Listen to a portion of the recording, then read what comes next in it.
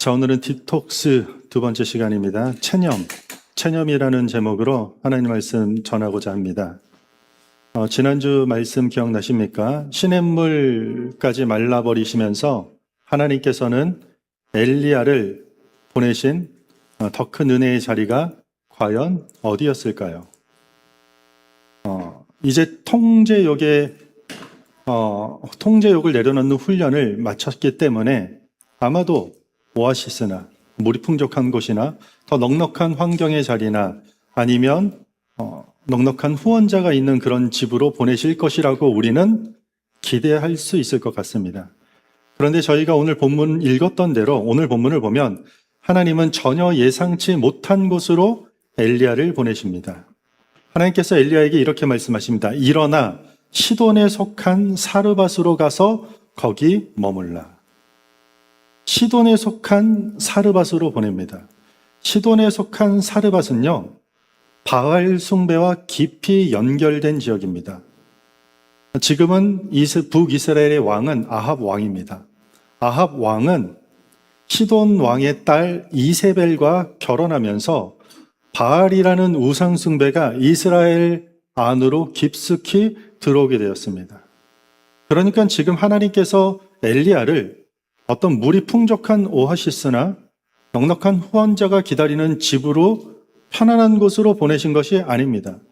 하나님은 엘리야를 바알의 영향력이 가장 강력하게 짙게 깔려있는 그 땅, 시돈에 속한 사르밧, 그 땅, 엘리야가 목숨을 걸고 대적했던 그 우상의 본질 한복판, 바알의 안방과 같은 곳으로 엘리야를 보내셨습니다. 왜 그러셨을까요? 하나님은 왜 엘리야를 바알 숭배의 중심지 한복판으로 밀어 넣으셨을까요? 하나님이 우리에게 주고자 하시는 은혜는요, 우리가 안전하다고 계산하는 그 온실 속에서만 작동하는 그냥 연약한 은혜가 아니기 때문입니다. 오히려 하나님의 은혜는 세상의 방식이, 세상의 논리가, 세상의 가치가 가장 강력하게 지배하는 그 적진 한복판에서, 그러니까 바알 숭배의 한복판에서 바알의 무능을 철저하게 폭로하시는 방식으로 하나님을 드러내시기 때문입니다. 지난주 기억하십니까? 바알이 어떤 신으로 불려졌죠? 비와 풍요의 신입니다. 비를 내리시고 우리를 풍요롭게 하는 신으로 불렸습니다. 그런데 그 바알의 중심 도시 한복판에서 오늘 본문을 읽어보면 한 과부와 그의 아들이 죽어가고 있습니다. 풍요의 신이 가장 강해 보여야 될 자리, 시돈에 속한 사르밧. 그런데 정작 바알은 한 여인과 그 아들 하나 살리지 못하고 있는 현실을 오늘 본문이 고발하고 있는 것입니다. 이 처참한 사실 자체가 바알이라는 우상숭배 허구가 잘못됐다는 것을 그려내고 있는 것입니다. 하나님은 바알이 가장 중심이 되는 장소에서 오직 하나님만이 참된 공급자이심을 드러내기 위해 엘리야를 파송했던 것입니다. 우리는 흔히 이 신앙의 여정을 이렇게 상상할 때가 있습니다.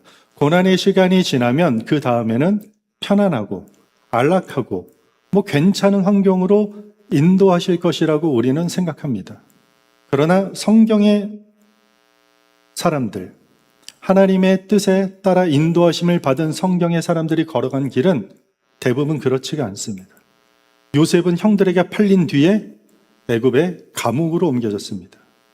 모세는 왕궁을 떠난 뒤 미디안 광야로 쫓겨났습니다. 다윗은 왕으로 기름 부음 받은 뒤 오히려 사울을 피해 도망쳐야만 했습니다. 하나님은 우리를 더 좁고 더 낯선 길로 인도할 때가 분명히 있습니다.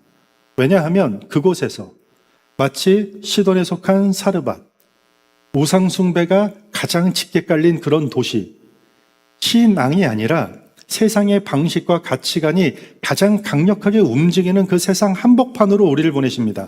그래서 세상의 다른 가치보다 더 위대한 하나님을 나를 통해서 증거하게 하시고 우리 모두가 깨닫게 하시기 때문입니다.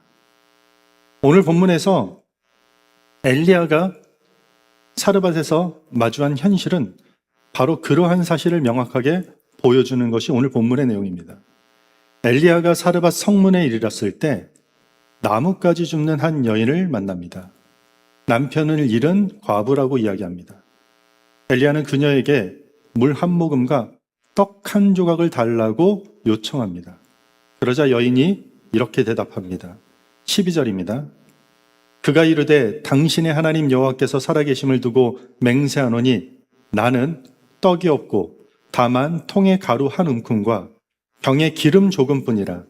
내가 나뭇가지 둘을 주어다가 나와 내 아들을 위하여 음식을 만들어 먹고 그 후에는 죽으리라.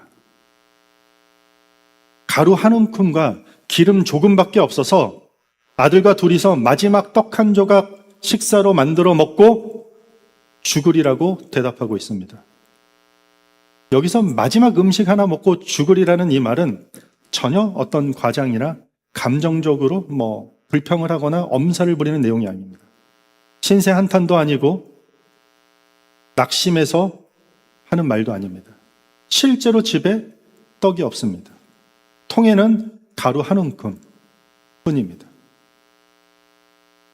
병에는 기름 조금밖에 남지 않았습니다. 그것으로는 지금 겪고 있는 이스라엘 전체의 가뭄을 버틸 수가 없습니다. 아들을 먹여서 살릴 수가 없습니다. 그걸로 자신의 내일을 도저히 장담할 수 없습니다. 그녀가 지금 먹고 죽으리라고 한 말은 비참하고 냉정하지만 그 날의 현실을 정확하게 인지하고 계산한 결론이었습니다. 고대 사회 남편을 잃은 과부라는 취약한 계층에 속한 여인이었습니다.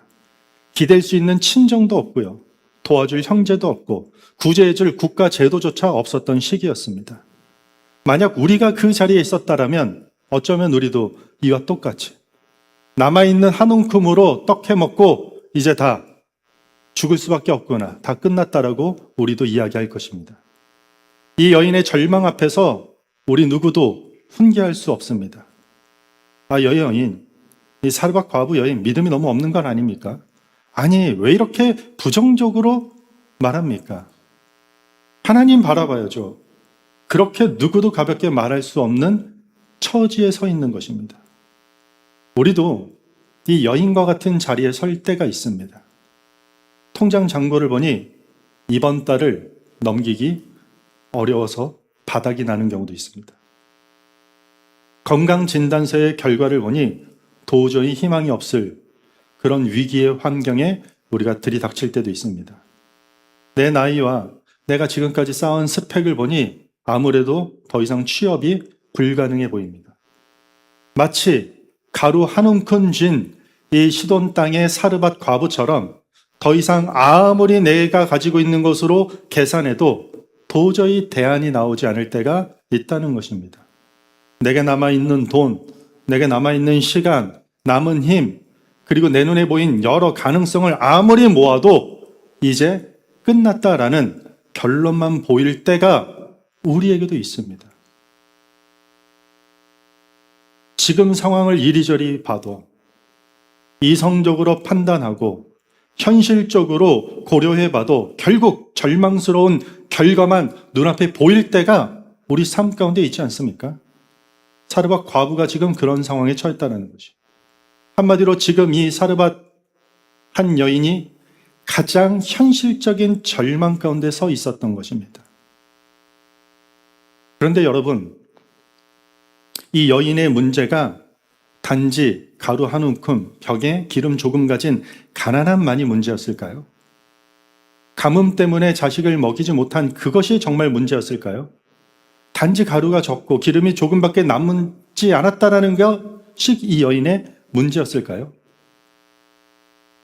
조금 멀리서 보면은요, 이 여인은 아직 죽지는 않았습니다. 그리고 아직 마지막 음식을 먹지도 않았습니다. 아직 하나님이 말씀하시기 전입니다.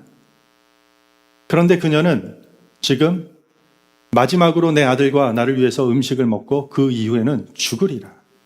그녀는 자기 인생의 마지막 문장을 맺고 있습니다. 안타깝게도 음식 만들어 먹고 죽으리라는 그 말 속에는요, 한 가지가 없습니다. 하나님이 없습니다. 누가 없다고요? 하나님이 없습니다. 현실적으로 정확한 계산을 하고 한 말이지만 그 계산에 애초에 하나님이 포함되어 있지 않았습니다. 하나님 없이, 하나님과 상관없이 자기 수중에 남은 가루와 기름으로 인생의 견적을 내고 스스로 죽음이라는 마침표를 찍어버리고 있었던 것입니다. 이것은 사실 현실을 직시한 정확한 계산법이라고 할 수 없습니다. 그렇다고 이것은 어떤 합리적인 판단이라고 말할 수도 없습니다. 이것은 체념입니다. 체념. 내가 스스로 모든 것을 통제하려는 것은 신앙의 영적 독소라고 우리 지난주에 이야기했습니다. 그런데 내가 아무것도 반대죠. 아무것도 할 수 없으니 여기가 끝이라고 하나님을 배제하고 하나님을 내 모든 계산 가운데 제외하고 인생의 마침표를 찍으려는 그 마음, 이것이 체념이고 이 체념은 우리 신앙의 아주 악한 독소가 된다는 것이에요. 어떤 분들은 이 체념이라는 단어를 좀 긍정적으로 생각하는 사람들이 있어요. 왜냐하면 체념하는 사람은 외형상 매우 겸손한 사람처럼 보이기도 합니다. 이제 저는 정말 어쩔 수가 없습니다. 아니, 가진 게 이것밖에 없는데 어쩔 수 없죠. 겸허하게 현실을 받아들이는 사람으로 외형상 보인다라는 것이죠. 그래서 체념은 자신이 직면한 상황을 매우 현실적으로 받아들이는 사람처럼, 그래서 그 사람이 하는 말은 그것이 비단 절망의 말이라 할지라도 그럴 수밖에 없는 현실과 그럴 수밖에 없는 계산법으로 나온 타당한 결론이라고 우리도 받아들일 수 있다는 것이죠. 우리 가정은 이제 회복이 어려운 것 같습니다. 지금 이 사업은 이제 아무래도 정말 이제 끝난 것 같습니다. 그 사람과의 관계는 그 힘든 관계 이제 더 이상 가망이 없습니다. 우리는 가장 합당한 이유와 현실적인 안목을 가지고 그 상황을 직시하면서 이렇게 결론을 내립니다. 누가 봐도 그 말은 맞는 말이에요. 끝이에요. 망한 것 같아요. 가진 것으로는 더 이상 대안이 없어요. 어쩔 수 없는 상황이며 현실을 인정하는 것처럼 보인다라는 것이요. 그러나 그 절망의 결론이 아무리 현실적이고 아무리 합리적이고 이성적이라고 할지라도 그 과정에 정작 하나님이 없으면 그것은 체념에 불과하다는 것이죠. 체념해버리는 것이죠. 우리를 하나님의 형상대로 창조하시고 우리를 위해 십자가에 죽기까지 사랑하신 그 하나님과 나의 인생이 마치 아무런 연관이 없는 것처럼 그렇게 하나님을 제외시키고 배제시키고 내 삶이 이제 끝났다, 내 삶이 이제 망했다, 안 된다라고 절망으로 결론 짓는 것은 체념하는 것이에요.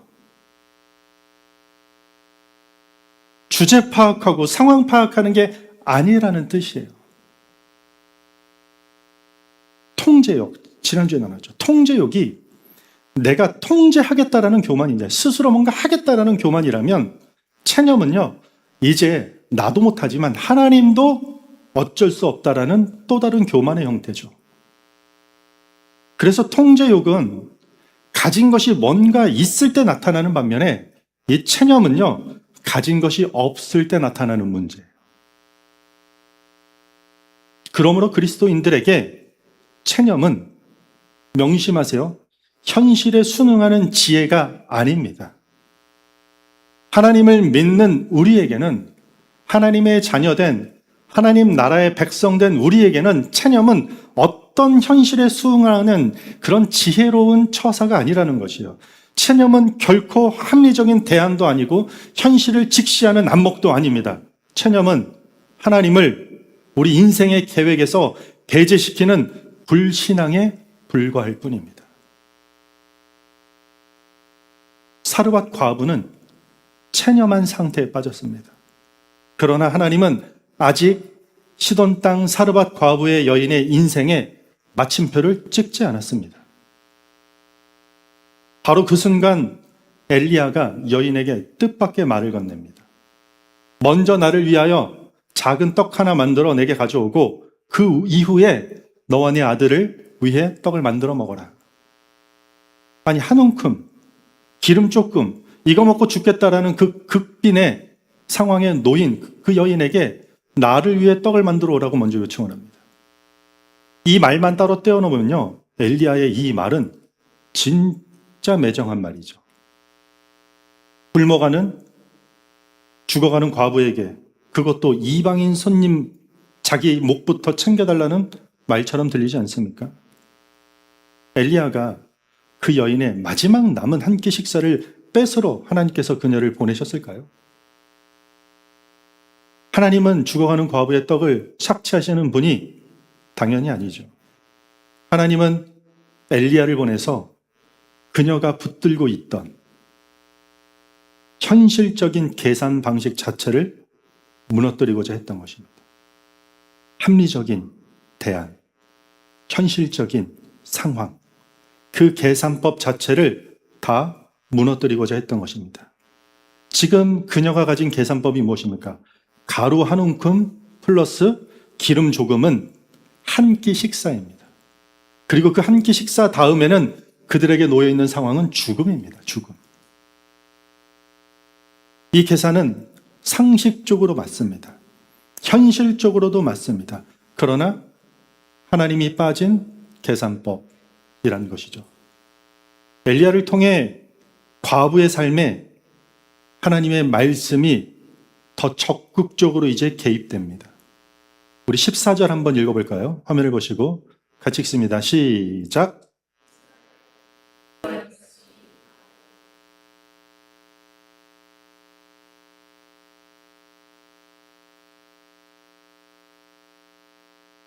아멘. 지금 이 말씀이 무엇을 약속합니까? 부자 되게 해주겠다라고 약속합니까? 창고를 가득 채워주겠다라는 그런 약속이 아닙니다. 그날 필요한 만큼 끊이지 않겠다라고 하시는 약속입니다. 여인이 원했던 것은요, 확실한 미래였겠죠. 현실적인 대안, 합리적이고 누가 봐도 합당한 그 보장된 미래였겠죠. 통에 가루가 가득 차서 더 이상 며칠을 먹어야 내가 죽지 않을까 계산하지 않아도 되는 그 안심. 그러나 하나님은 그것을 주지 않으십니다. 대신 하나님은 매일 아침 그 통에 그 여인이 다시 서게 합니다. 어제 가루가 있었다고 해서 오늘 가루가 저절로 있는 것이 아닙니다. 오늘도 하나님이 채우셔야 있는 것입니다. 이것이 이 여인의 체념을 뿌리부터 뽑기 위한 하나님의 방법이었다는 것입니다. 더 이상 가루통이 그녀의 삶의 최종 기준이 되지 않고 더 이상 기름에 남은 그 기름통이 마지막 자신이 결정할 수 있는 판단 근거가 아니게 된 것입니다. 여인의 삶 한가운데 하나님이 개입하기 시작하셨던 것입니다. 15절 보면은요, 그가 가서 엘리야의 말대로 하더니 그와 엘리야와 그의 식구가 여러 날 먹었습니다. 13절과 15절 사이에 보면은요, 이 사르밧 과부가 망설임에 대한 어떤 기록이 없습니다. 성경은 그저 이렇게 기록합니다. 그가 가서 엘리야의 말대로 하였더니, 그가 가서 엘리야의 말대로 하였다라고 담담히 전합니다. 자신이 죽으리라고 확신했던 현실 앞에서 낯선 선지자의 말 한마디에 자기 마지막 남은 가루를 내걸었던 것입니다. 여러분, 이 짧은 순종의 한 문장 안에 자기 절망의 결론을 내려놓는 한 여인의 믿음을 성경은 드러내고 있는 것입니다. 오해하지 마세요. 제가 하는 말을 오해하지 마세요. 믿음은 현실 자체를 부정하는 것은 아닙니다. 그러나 믿음은 그 현실이 전부가 아니라고 고백하는 것입니다. 우리가 처한 상황과 우리가 바라보는 합리적인 것들이 다 의미 없다라는 것이 아니라 그것이 전부가 아니라는 것을 성경은 말하고 있는 것입니다. 내 손에 남은 것이 전부가 아니라고 믿는 것이 믿음인 것입니다. 그래서 믿음은 자기 절망의 결론보다 하나님의 말씀을 더 신뢰하기로 선택하는 것입니다. 지금 지역이 어디입니까? 사르밧입니다. 이 여인의 이름은 등장하지 않습니다. 사르밧 과부로 우리에게 알려져 있습니다. 재미있는 게요, 사르밧이라는 단어가요, 차라프와 연결된 단어예요. 금속을 불에 달구어 불순물을 걸러내어 정제하다, 정련하다, 재련하다. 용광로를 뜻하는 단어입니다. 이 사르밧에서 엘리야에게도 그리고 이 과부에게도 이 사르밧은 하나의 용광로였습니다. 엘리야에게 사르밧은 하나님이 정말 이방 여인을 통해서도 나를 먹이시는가를 배우는 용광로였습니다. 그리고 이 여인에게 사르밧은 내 현실적인 계산이 끝난 자리에서도 하나님의 말씀은 끝나지 않았다라는 것을 다시 배우는 용광로가 되었던 것입니다. 지금 이 여인을 찾아온 엘리야가 어디서 온 사람입니까?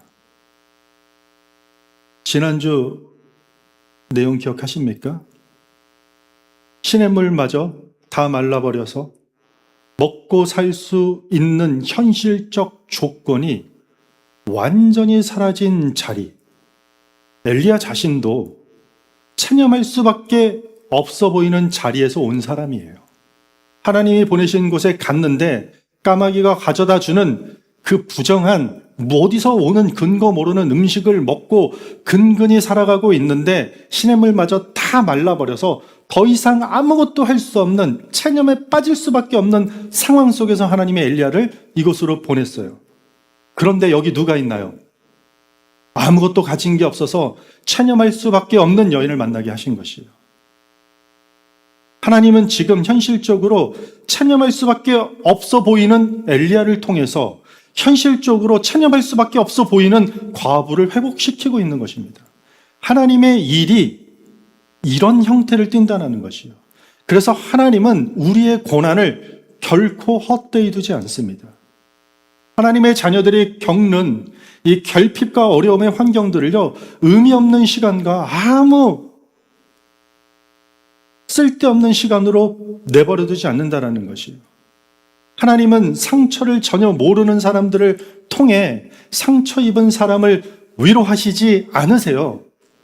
하나님께서는 먼저 그 상처의 깊은 골짜기를 지내온 사람들을 통해 같은 상처의 골짜기에 선 사람들을 위로하고 회복시키는 방식으로 하나 되게 하십니다. 하나님께서는 마른 시냇물을 먼저 지내온 이 엘리야를 통해서 마지막 떡 앞에 선 사르밧 과부를 살리신다는 사실입니다. 자기 힘으로 더 이상 버틸 수 없었던 사람을 통해 이제 끝이라고 체념한 사람에게 하나님 말씀을 전하게 하십니다. 누가 복음을 가장 강력하게 전할까요? 우리가 잘 아는 헨리 나우에는 상처받은 치유자라는 단어를 씁니다. 그렇게 깊은 상처를 받은 사람만이 똑같은 종류의 상처받은 사람들을 치유할 수 있는 치유자가 된다는 것이에요. 그 체념할 수밖에 없던 자리에 있었던 엘리야를 통해서 체념에 빠진 사르밧 과부를 회복시키고 살리십니다. 그러므로 여러분들이 지금 겪고 있거나 아니면 과거에 겪어왔거나 아니면 앞으로 여러분들이 겪게 될 고난은 결코 무의미하지 않습니다. 내가 지내온 마른 시냇물, 내가 겪은 결핍, 내가 울며 통과한 그 절망의 시간은요, 하나님 안에서 버려지는 시간이 절대 아닙니다. 하나님은 그 시간을 통해 나를 디톡스, 해독시키고 그리고 나와 같은 절망에 빠져선 누군가를 살리는 은혜의 통로로 그 체념들을 사용하신다는 것이에요. 그래서 덴마크의 한 신학자 케르케고르는 이런 말을 했어요. 절망은 유익하기도 하고 유익하지 않다라고 이야기해요. 하나님 앞에 어떻게 서 있느냐에 따라서 우리의 체념이 누군가를 살릴 수 있는 과정으로 회복된다는 것입니다. 엘리야가 사르밧 과부 앞에 설 수 있었던 것은 그 자신도 이미 마른 시냇물을 지나온 사람이었기 때문입니다.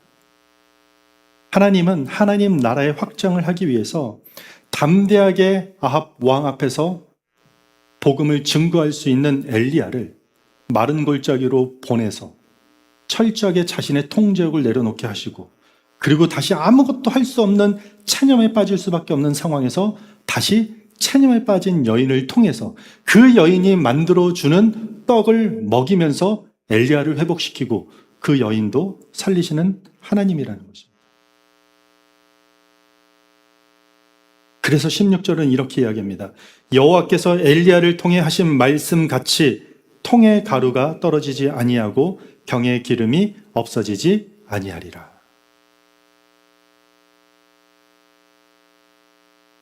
기름통과 가루병은 여전히 작은 병입니다.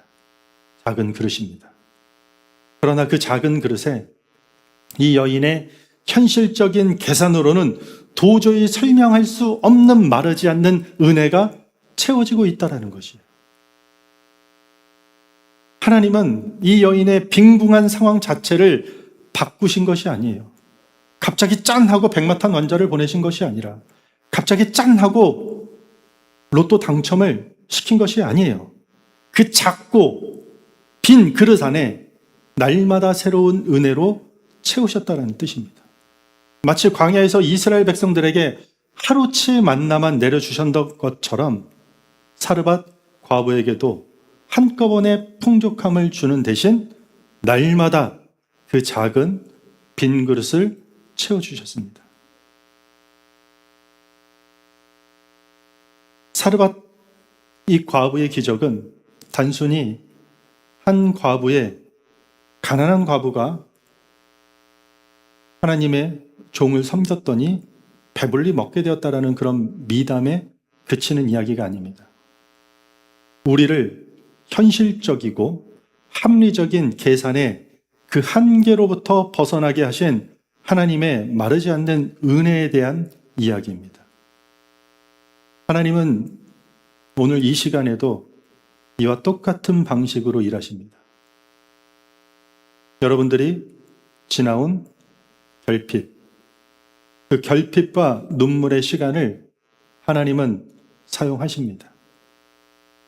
결코 고난 자체가 힘들고 의미 없는 것으로 내버려 두지 않습니다. 절망 앞에 서 있는 누군가에게 건넬 떡 한 조각을 여러분들 손에 쥐어주고 준비시키고 계십니다.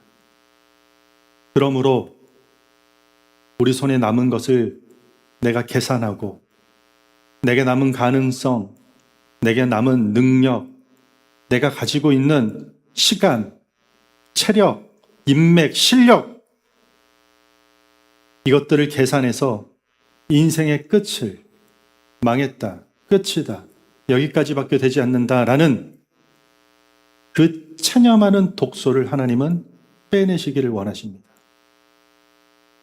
하나님이 여러분들의 인생의 마침표를 찍으시기 전에 우리의 결론은 아직 결론이 아닙니다. 그러니 절망의 결론으로 단정하지 않길 바랍니다. 어쩌다 유행이잖아요. 이생망, 이번 생은 망했다. 말만 하면 망했대요. 저희 둘째도 뭐만 하면 끝났대요. 다 끝났대요. 뭐가 끝났냐니까 시간이 늦어서 화장이 잘 안 되는데 오늘은 끝났대요. 뭐 다 끝났대요. 망했고. 끝이 아닙니다. 혹시 여러분 통 안에 남은 것이 너무 적어 보입니까? 다 떨어지고 내 노력과 상관없이 나라의 기근이 와서, 가뭄이 와서 더 이상 연명할 수 없는 여러분들의 작고 텅 빈 통들이 있습니까? 이미 마음속으로 써놓은 이 체념의 마침표가 있다면 절대 마침표 찍지 않길 바랍니다. 이 체념 다 디톡스 해독하셔야 됩니다. 다 빼내시기 바랍니다. 그리고 하나님의 말씀을 우리를 창조하시고 어제나 오늘도 내일도 우리를 눈동자같이 지키시고 인도하시고 보호하시는 그 하나님을 그 비참한 현실 가운데 플러스 시키길 바랍니다. 거기에 하나님을 개입시키면 이야기는 달라집니다. 마지막 한 끼 먹고 죽을 수밖에 없었던 현실 속에 있던 사르밧 과부가 그 현실을 넘어서는 하나님의 은혜를 경험하게 되었듯이 우리도 하나님이 그렇게 인도하실 것이라 확신합니다. 하나님, 저의 이성적이고 합리적인 계산으로는 이것밖에 안 됩니다. 여기가 끝입니다. 그러나 하나님이 말씀하시고 잠들기 전에 하나님 기도할 때, 내가 찬양할 때, 말씀을 통해 하나님 신앙 고백을 할 때, 내가 하나님께 부르짖을 때, 하나님 말씀대로 살려고 내가 발버둥 칠 때 그 말씀을 현실에 더하면 하나님이 내 삶에 그렇게 동행하고 계신다면 여기는 끝이 아님을 믿습니다. 이 고백하시기 바랍니다. 사르밧 과부, 죽음을 앞에 둔 여인의 고백 속에서도 이것들이 이루어졌듯이 우리 영혼을 갉아먹는 체념의 독소 다 빼내시기 바라고, 날마다 마르지 않는 하나님의 새로운 은혜가 여러분들의 그 작은 삶의 빈 그릇에 날마다 충만하게 채워지는 그 하나님의 은혜가 깃들이기를 주님의 이름으로 축복합니다.